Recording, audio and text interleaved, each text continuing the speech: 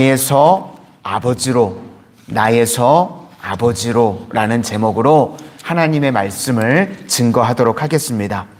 오늘 시편 102편의 이 내용을 찬양의 제목으로 삼는다고 하면 우리가 처음에 불렀던 괴로울 때 주님의 얼굴을 보라, 그 내용입니다. 그러니까 나로부터 시선을 돌려서 주님의 얼굴을 바라보면 그것이 응답이라는 것입니다. 표제어를 보시면 고난당한 자가 마음이 상하여 그의 근심을 여호와 앞에 토로하는 기도, 이렇게 세 가지 상황을 지금 이야기하고 있습니다. 먼저 고난당했다, 그리고 마음이 상했다, 그리고 근심 중에 있다. 그러니까 이럴 때 해답이 무엇입니까? 하나님께 마음을 토로하면 된다는 것입니다. 한마디로 괴로울 때 주님의 얼굴을 보라는 것입니다. 우리가 고난당하고 마음이 상하고 근심 중에 있을 때는 그때는 주님의 얼굴을 바라보는 것인 줄로 믿습니다. 우리 1절과 2절을 한번 보시도록 하겠습니다. 시작. 여호와여, 내 기도를 들으시고 나의 부르짖음을 주께 상달하게 하소서. 나의 괴로운 날에 주의 얼굴을 내게서 숨기지 마소서. 주의 귀를 내게 기울이사 내가 부르짖는 날에 속히 내게 응답하소서. 우리가 어떤 기도를 할 때요, 기도가 잘 안 된다 그러면 틀이 있습니다. 제일 좋은 틀이 뭐냐면 주기도문입니다. 주님이 우리에게 알려주신 기도죠. 하나님 앞에 이제 먼저 부르짖죠. 하늘에 계신 우리 아버지 하고 부르짖은 다음에 하나님께 대한 세 가지, 그리고 나 자신에 대한 세 가지, 이렇게 이루어져 있습니다. 먼저 이름이 거룩히 여김을 받으시옵소서. 그리고 나라가 임하기를 원합니다. 그리고 뜻이 하늘에서 이루어진 것 같이 땅에서도 이루어지기를 원합니다. 이것이 기본적인 기도의 뼈대라는 것입니다. 우리가 기도할 때 하나님에 대한 세 가지 먼저 기도하고, 그리고 이제 그 다음에 나온 것이 자녀됨입니다. 우리가 하나님의 자녀죠. 그러니까 구하는 겁니다. 먼저 일용할 양식을 구합니다. 그리고 용서를 구하고 악에서 구원해 주시기를 구합니다. 그러니까 주기도문의 뼈대가요, 하나님에 대한 세 가지, 그리고 우리가 자녀니까 자녀됨에 대한 세 가지, 이거를 이렇게 구하는 것입니다. 그런데요, 이렇게 구하기만 하면 일용할 양식도 주시고 용서도 주시고 악에서부터 구해 주신다고 하셨는데, 우리가 종종 이걸 잊어버릴 때가 있습니다. 기도를 하지 않고 구하지 않을 때가 있습니다. 왜 그런가 하면 나에게 매몰되어 있기 때문에 그렇습니다. 내 문제가, 내 상황이 계속 바라보게 되니까 우리가 하나님 앞에 나와서 기도해야 되는 자녀인데 그걸 잊어버리게 되고 기도하지 않게 되더라는 것입니다. 그러니까요, 어린아이가 어떤 일을 할 때요, 무거운 짐을 날르고 있습니다. 낑낑거리면서 날라요. 그러면 그게 최선일까요? 아니죠. 어린아이는요, 자기가 무거운 짐을 날르는 게 최선이 아니라 아버지나 어머니를 찾는 겁니다. 그렇죠? 아빠, 엄마 하고 부르는 게 그 아이의 최선입니다. 그렇죠? 우리도 마찬가지입니다. 내 인생의 짐, 내 고난, 내가 당한 문제, 내가 낑낑거리면서 내가 하는 게 최선이 아닙니다. 우리는요, 하나님 아버지를 부르는 게 최선인 줄로 믿습니다. 오늘도 이 새벽에도 하나님 아버지를 부르는 우리 모든 성도님들이 되실 수 있기를 바랍니다. 그래서 이제 3절부터 11절까지 내용이요, 우리가 속고 있다는 것입니다. 고난을 당하고 있는데 고난에 하는 역할이 뭐냐면 내가 나 자신에게 매몰되어 있다는 것을 보여주는 것입니다. 그러니까 3절부터 11절까지를 보면 나라고 하는 1인칭이요, 총 0을 7번이나 나옵니다. 그러니까 그것이 근심 속에 있는 내 모습이라는 겁니다. 나만 보입니다.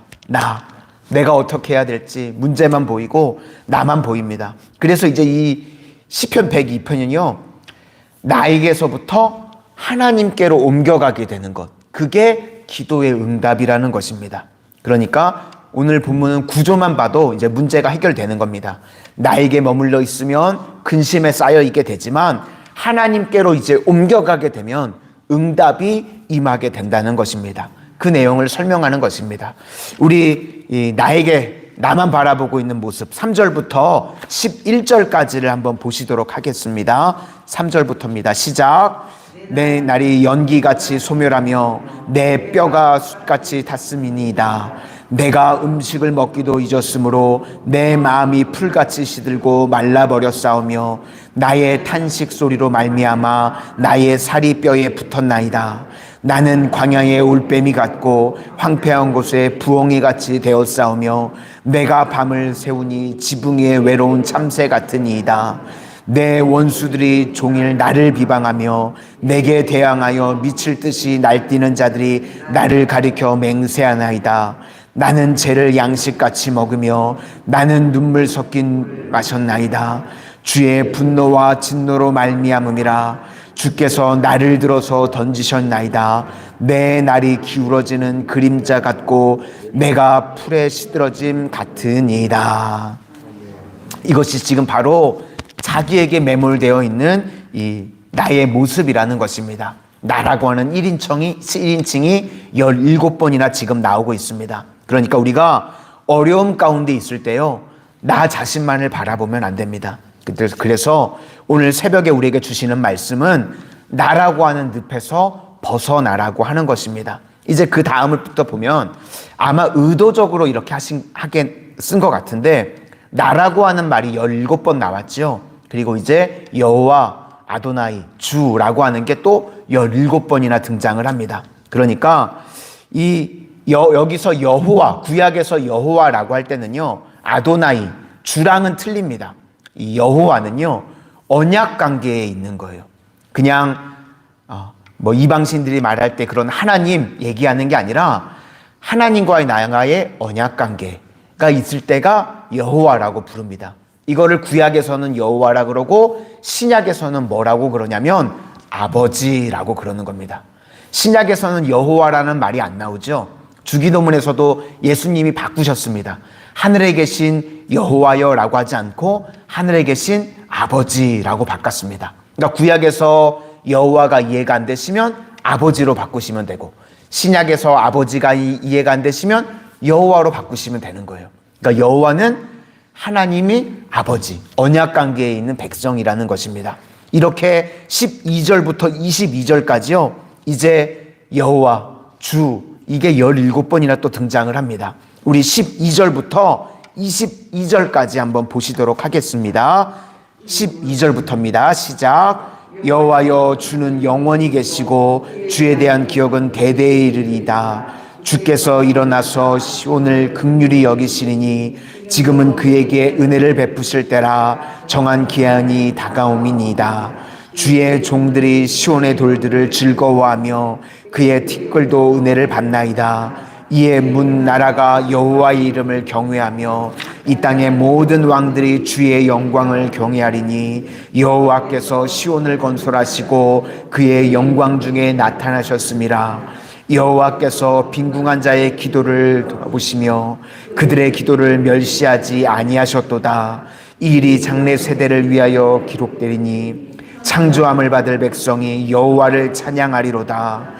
여호와께서 그의 높은 성소에서 굽어보시며 하늘에서 땅을 살펴보셨으니 이는 갇힌 자의 탄식을 들으시며 죽이기로 정한 자를 해방하사 여호와의 이름을 시온에서 그 영예를 예루살렘에서 선포하게 하려 하심이라.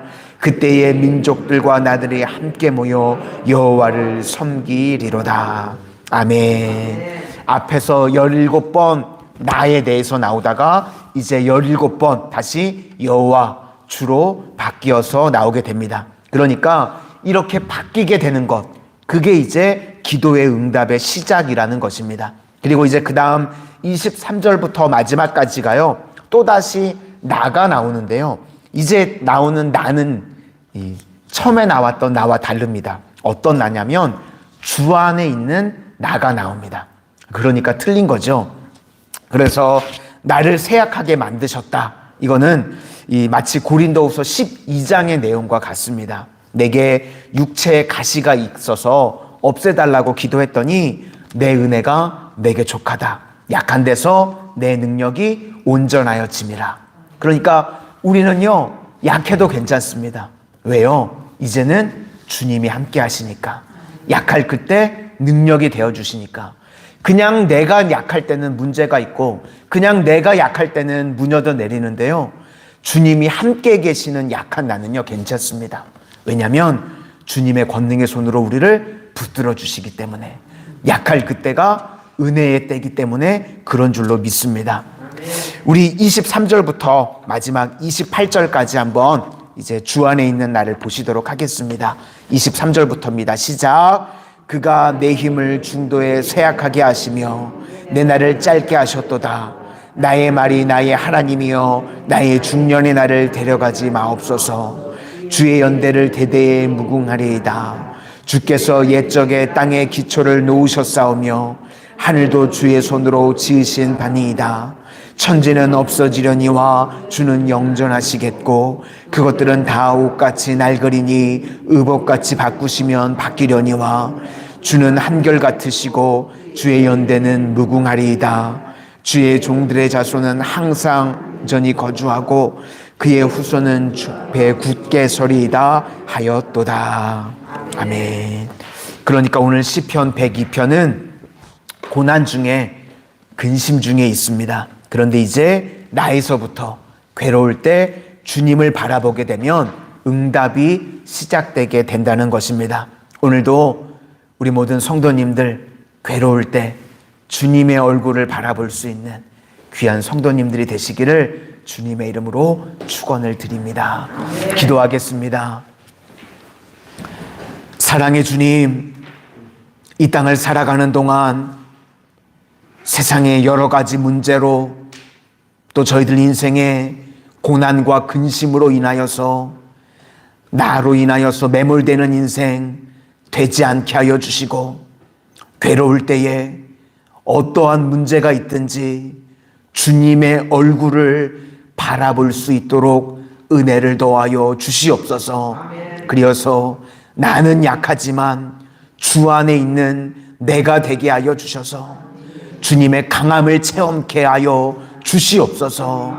주님의 권능의 손으로 오늘도 기도의 자리에 나오신 우리 성도님들 한 분 한 분, 한 가정 한 가정을 일으켜 세워주셔서 아버지, 육신의 질병이 있습니까?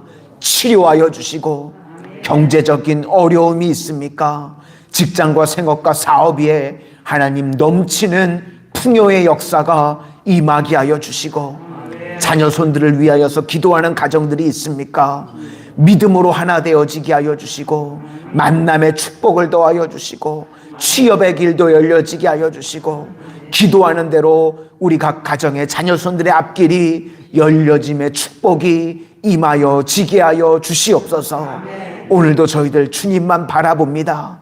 주님께서 앞서 행하시고 인도하여 주실 것을 믿사오며 예수님 이름으로 기도드립니다. 아멘.